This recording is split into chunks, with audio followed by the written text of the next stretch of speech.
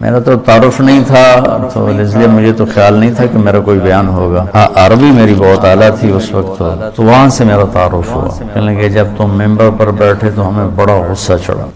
تو میں سب سے پہلے 1982 میں گیا تھا انگلستان. اس وقت میری ابھی شادی بھی نہیں ہوئی اور ایسی مشورے میں بیٹھے تھے.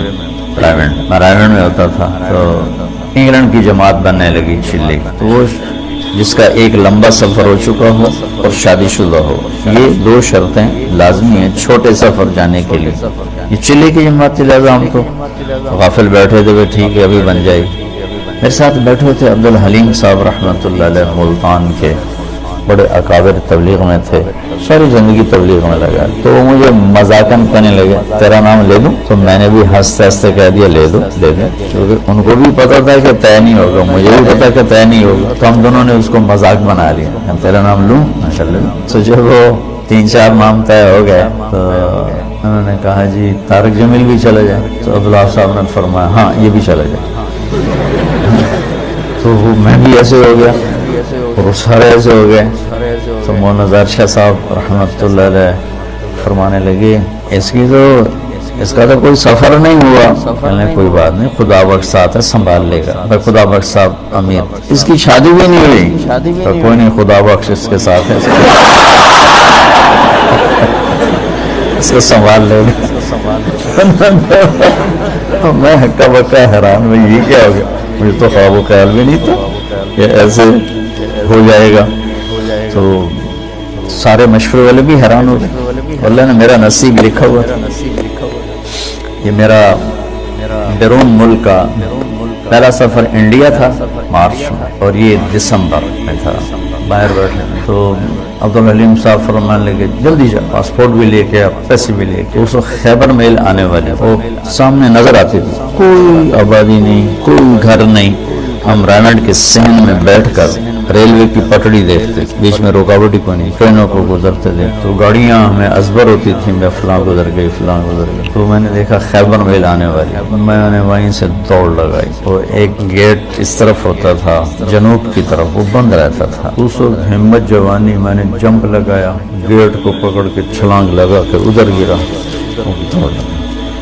میں دوڑ لگائی، ادھر خیبر میل آنا شروع ہو. میں مارا گیا، نہیں پکڑ سکتا. خیر بھاگتے بھاگتے بھاگتے خیبر میل حرکت میں آ گئی اور میں نے آخری ڈبے کا جا کے ڈنڈا پکڑا، میں اس پہ سوار ہو گیا. خرچہ پتہ ہی کتنا تھا اس وقت؟ 10,000 انگلینڈ کا جانے کا. 8,000 کا ٹکٹ تھا اور 2,000 اوپر خرچہ ہوا. 4 روپے کا ڈالر تھا، 19 روپے کا پاؤنڈ تھا. تو میں گھر گیا، پاسپورٹ لیا، پیسے لیے، شام کو کسی گاڑی سے نہیں رات ٹھہرنا پڑا چونکہ خیبر میل شام کو پہنچتی ہے.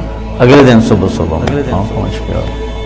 پہلا سفر ہمارا 1982 میں کراچی سے ہماری پرواز تھی PIA، پہلے دبئی، پھر استنبول اور پھر لندن. یہ ہمارا 1982 کا پہلا سفر تھا. مجھے جانتے بھی کوئی نہیں، جوڑ تھا. قاضی صاحب رحمۃ اللہ علیہ، خدا بخش صاحب رحمۃ اللہ علیہ، بھائی فاروق تھے رحمۃ اللہ علیہ آٹے والے، ڈاکٹر امجد صاحب تھے.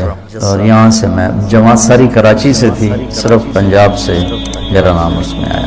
عبدالستار کتھوریا صاحب تھے، سب اللہ کو پیارے ہو گئے، بس ایک ڈاکٹر امجد صاحب نہیں رہے. تو پہلی دفعہ ٹھنڈ میں گئے، نہ اتنی ٹھنڈ کبھی دیکھی تھی.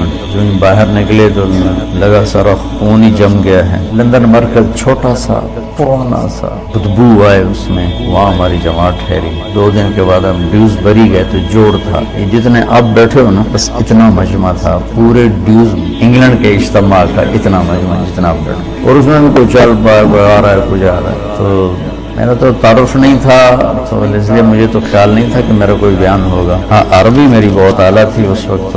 ترجمانوں نے مجھے جاتی لگا دیا، بیان کا ترجمہ. تو میں بھی اپنا لگ گیا ترجمے میں. قاضی صاحب رحمۃ اللہ علیہ وہ شفقت فرمایا کر، انہوں نے اگلے دن کہا کہ اس کا بھی تو کوئی بیان کرو. پھر وہ انہوں نے طے کر دیا میرا ایک مختصر سا بیان.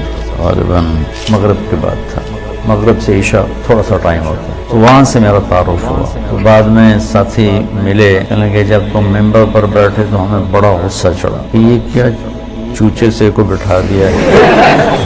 میں بہت کمزور، میرا اس وقت 53 کلو وزن تھا. تو اتنا چوڑا ممبر ہے ڈیوز بری، مطلب اتنا بڑا.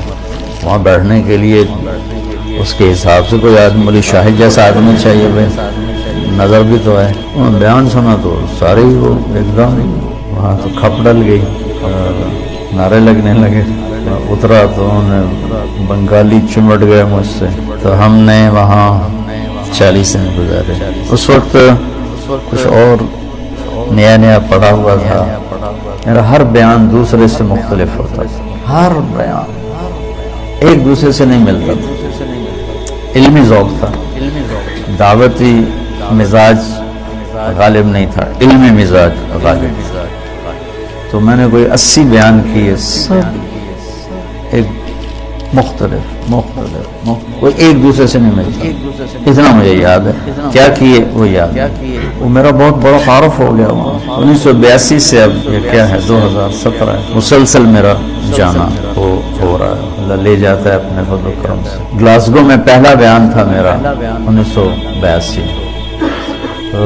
50 آدمی ٹوٹل بیٹھا, ٹوٹل 50. اور میں نے بیان کتنا کیا, 3 گھنٹے.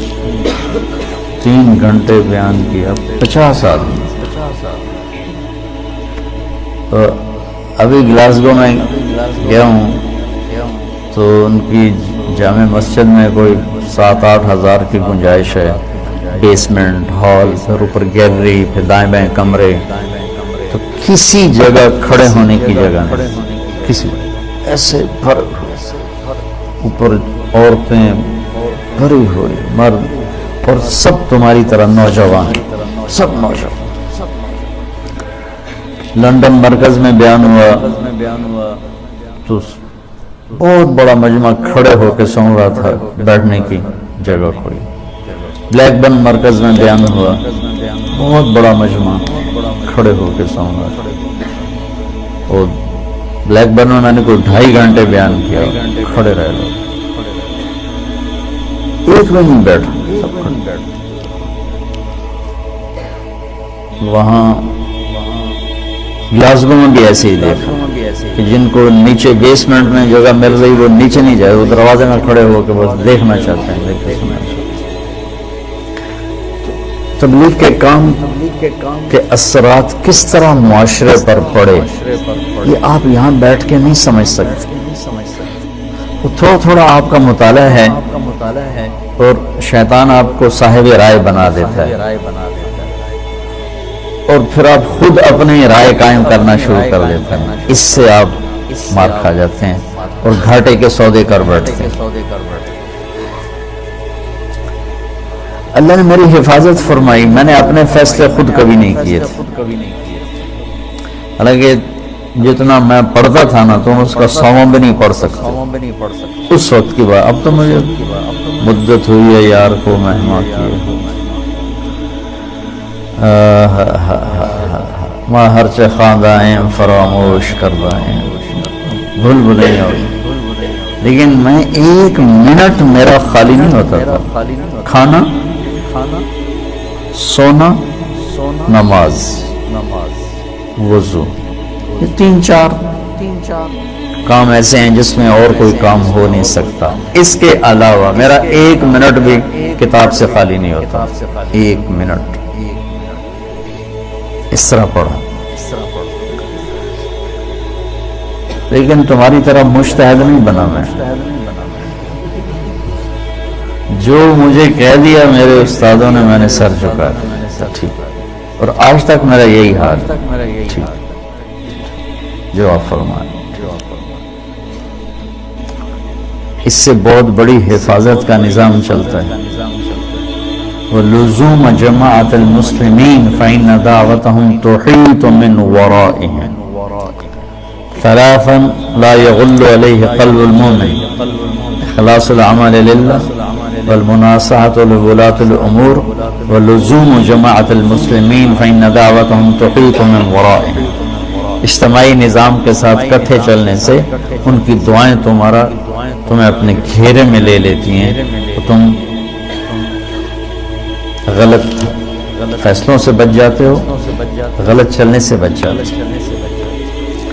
تو جو میں دیکھ کے آتا ہوں وہ آپ کو بتانے کی کوشش کرتا ہوں تاکہ آپ اندر سے تبلیغ کے کام میں لگیں.